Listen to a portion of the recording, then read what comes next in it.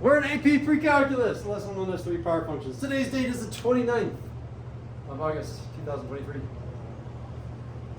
All right, it's a toughie. So essentially it's 1-2 without graphs. I'm giving you a function and you need to be able to figure out where it's increasing and decreasing. And in theory, I should really ask where it's continuous and not continuous as well, just by function. All right, there are a bunch of different types of functions. I separate them into 3 categories. They're all power functions, but the first category is this: positive exponents.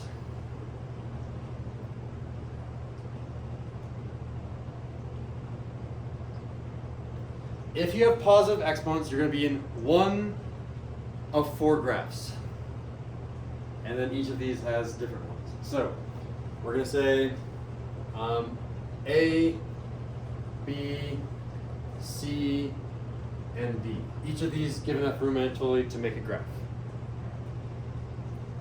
So I'll make some, just do a quick sketch, quick sketch, quick sketch, quick sketch. If you have a function that is positive, so I'm going to say that this is positive and even. This one's going to be positive and odd. This one's going to be negative even. This one's going to be negative odd.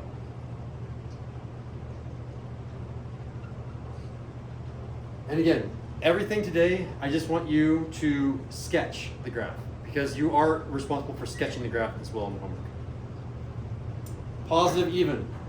Let me give you an example off to the side. Y equals x to the power of 2, because that power is even. This one would be y equals x to the power of 3. It's a positive coefficient up front, and it's an odd. And then negative even would be y equals negative x squared, and negative odd would be y equals negative x cubed. You all see the difference of what I say between positive and negative? When I say positive and negative over on this right side, I'm referring to the coefficient. When I say positive over here, I'm referring to the exponent. So those are not the same, just to be clear. All right, everyone knows the graph of x squared. Do it. Use your hands. Yeah, x squared. Is it a line like that? Is it a line like that? Is it a curve like that? What is it? Make your hands do the graph of x squared. X. You guys remember doing the dance from, oh, we don't really do the dance until this year. We did a little bit of the dance in Algebra 1. Yeah, but that was different. What was that? That was literally the same? That was basically the same. It's a long time ago though. It was a long time ago. Ah, so Solomon's remembering his dance moves. Oh, does he have a guess? Because it's like, it's like a positive square and then positive. Ah, yeah, negative, so. Okay. Here, positive even goes like this. So, dance move, positive even. Should I put on some music once we get these all done and make you guys do them without notes? I think so. The answer is yes. Okay. Positive Oh odd. my God. Dance move. Ready, set, go. Positive odd. Good guess, good guess. Positive is always referring to your right hand. If your right hand is positive, right hand is negative. Always start with that. Odd means they don't match. So it looks like this. Oh. Right? Okay. Okay, negative even. Dance. Oh. Good, yeah. I'll Oh, take yeah, that. they're both down. And negative odd. Good, good, good. Yeah, we all got it. So your right hand is down and it comes up like that. Okay, those are the first 4 graphs. We're going on to the next section. So this is where it gets hard. What's up? So the next one's where it gets hard. Or is It's this just a lot of considered hard? memorization. That's why I think it's hard. Those you've seen before, but I'm going to add a bunch of new stuff on top of this also. Oh. So, I will be asking you, where is this graph increasing? Well, this one is increasing from there to there, decreasing from there to there. Where is this graph increasing? It's increasing there to there, decreasing there to there. Yeah? Can we see those like graphs? Like when we're doing the increase and decrease? You have to make your own graph. Oh. Yeah. But I'm not going to make them crazy like, where is x squared plus 3x plus 7? There's nothing weird like that. It's just. Can you just say like it's decreasing in the second quadrant or something? No, you have to say the x boundaries. So you say between x from 0 to infinity, it's increasing. Between x from negative infinity to 0, it's decreasing. I'll give maybe an example here in a little bit. That's category 1. I'm now moving on to category number 2. Damn, it's positive even. Positive, even. Negative odd. Okay. Category number 2. We've got the negative exponents.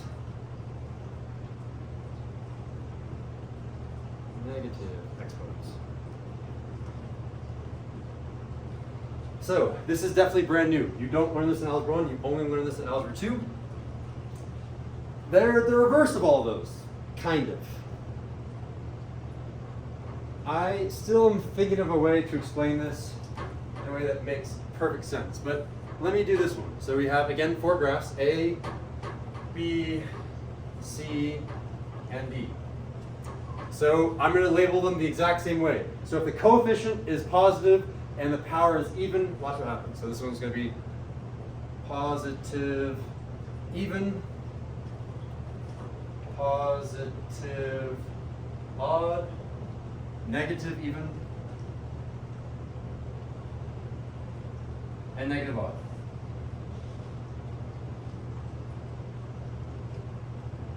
For positive even, it's new dance move, the volcano. What?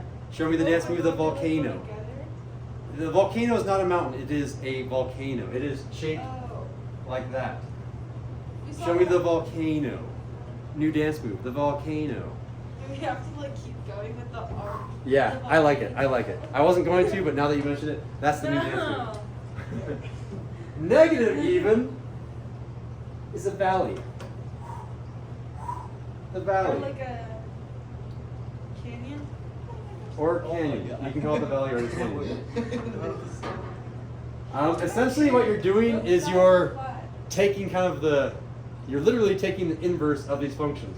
Wherever it touches 0, it becomes an asymptote. So touch 0 there, becomes an asymptote. Touches 0 there, becomes an asymptote. These also have asymptotes at 0. Check it out. So a positive odd, that would look like, ooh, I need to make sure I do this one right. It goes like this. So, how would I do this dance move? Can you do that dance move? That's weird. No? Come on, it has to have some motion. Otherwise, is your dance move like this? Is this how you dance on the dance floor? Or do you dance like with some movement? I mean, it depends on what kind of movement and like. Okay, that's fair. And then negative odd is the reverse of that. So negative odd goes. Your right hand now comes up. So your right hand comes. How would I even? This is hard for me to do. So you always come from the outside. You come from the outside and it comes like this. So it'd be like. You come from the outside and come in. So your left hand comes and slides up. Your right hand comes out and slides down. See, it's just harder with the right. And this one, left hand comes out and slides down. This one, right hand comes out and slides up. So far, so good? All right. Then we go to our final third category, which I am going to pause and see if Anatoly, can I erase number 1's categories? Yeah. All right. It'll take me some time to erase, so I'll give you some time to catch up. Sharpie. No, I'm going really fast. Oh, good job. I know it's broccoli though. That's fine. We'll be Oh, should I give examples for those before I move on too fast? I give examples for these. Yes. Let me give you an example. This one would be like y equals x to the negative 2. This one would be y equals x to the negative 1. This one would be like y equals negative x to the negative 2. And then this one would be y equals negative x to the negative 1. So far, so good? And then these guys. This is the one where I am starting to doubt my ability. I really, like, my fist of 5 on this category is a solid 3 as a teacher, which is going to give you an idea about how often these are used. Not very often, but I'm still holding you responsible for them. Fractional powers. So This is type 3. That just rules it out and gives us a solid 2. Fractional exponents. All right, so here are. Wait, you said there's a lot of memorizing? How would you drop that? Yeah. Well, okay. To be fair, both category 1 and category 2, all I never have negatives out front. I'll only do positives. So you're really only responsible for memorizing 1, 2, 3, 4 up till now. You don't have to memorize those. You should just know them in your back pocket though. I'm not going to put them on a quiz yet. I don't think I ever will, but you should know that they're there. This one, you do need to know all 4. Okay. Oh, all right. He's gonna do the harder ones. I'm really hoping that I don't make a mistake on the first time, but if I do, it's a good thing. It's growth mindset, right? Category A, category B, C, and D. All right. I'm referring to the power here. Are you running out of room? I'm at the end of the page, Mrs. It's front and back page. It's go to fine. the It's next double-sided. You got infinite paper over there. You're digital. All right. This is. Ooh, wait a sec. Oh, I remember why I added the 4th category. I was like, you can't do that. All right. This is odd. If the power is like, let me give you an example. If you have y equals x to the 1 over 3, that would be an odd over an odd. Okay. Straightforward, yeah. Sometimes you can have an odd over an even. So for example, you can have y equals 1 over 2. X to the 1 over 2. It needs to be a power. X to the power of 1 over 2. Sometimes you can have an even over an odd. Even over an odd. So for example, this would be y equals x to the power of 2/3. And finally, the last one is even and even, which isn't a thing.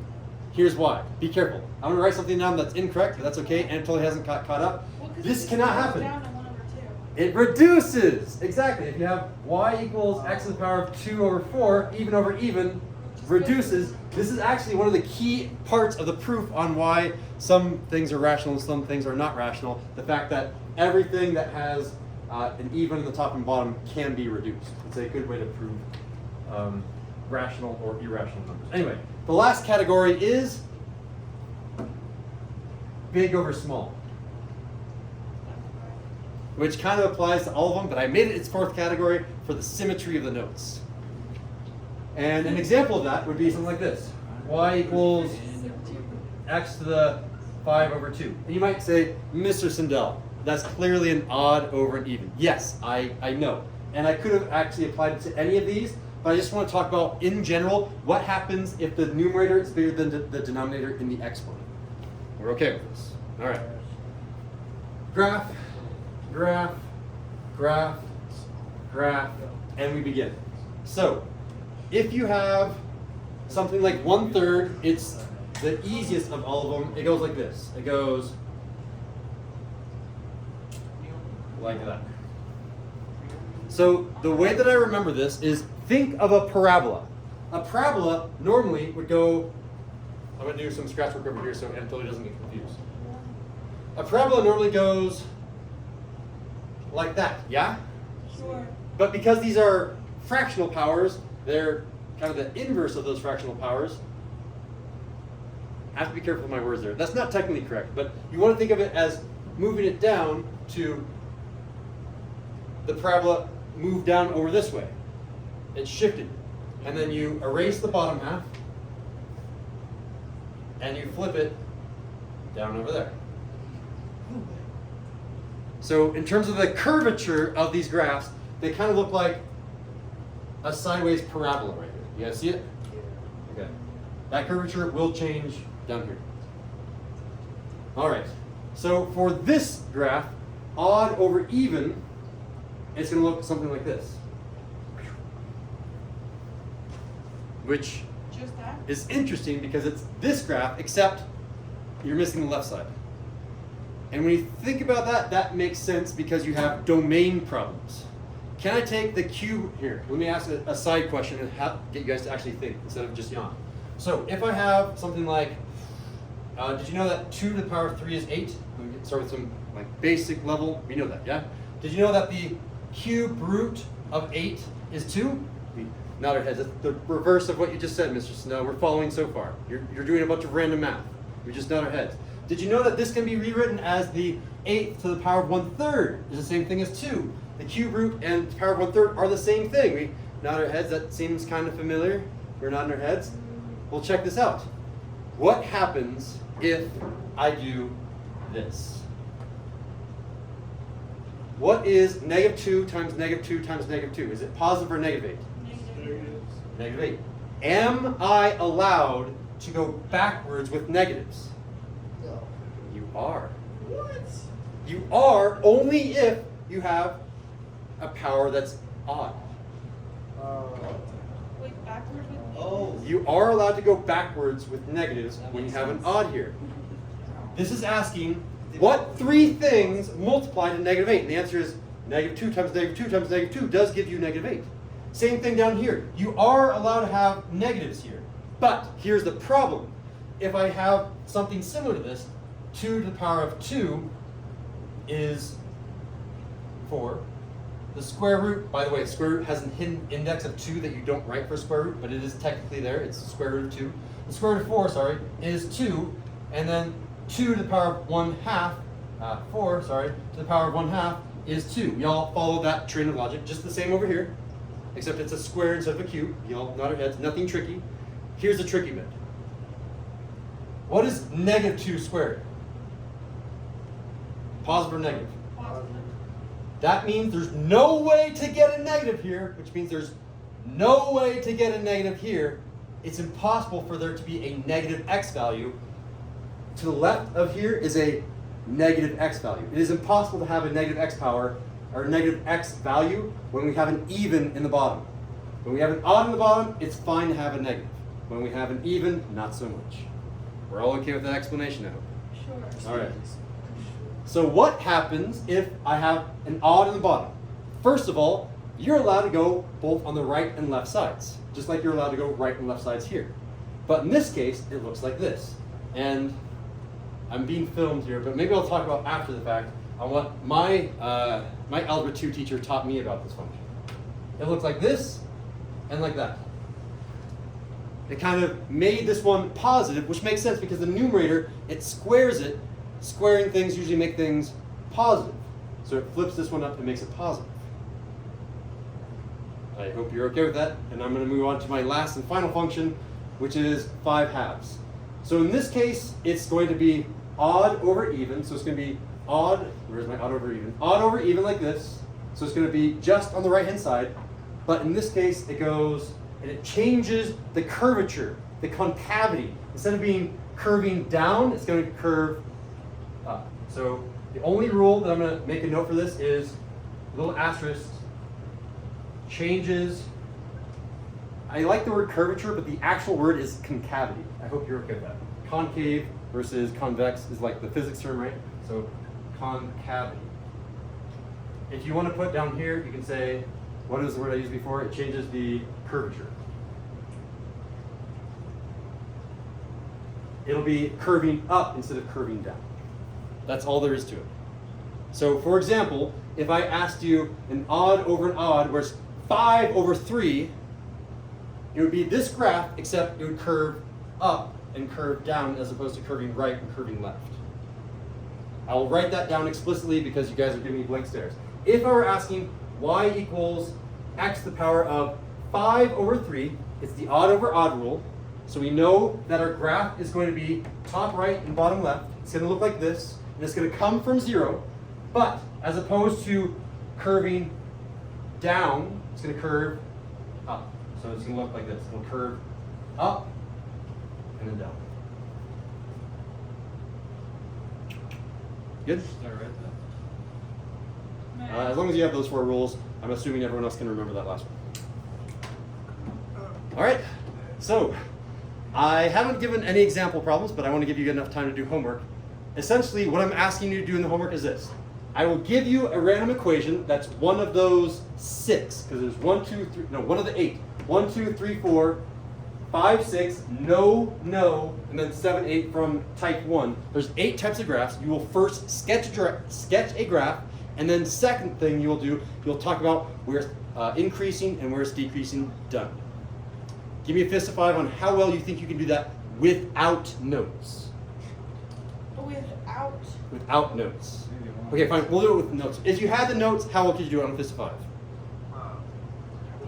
3, 4, 3, 5. Without notes, you would have Without notes? a 1, 1.5, 4, 2. That's a trace. That's a 3. Okay. We're done.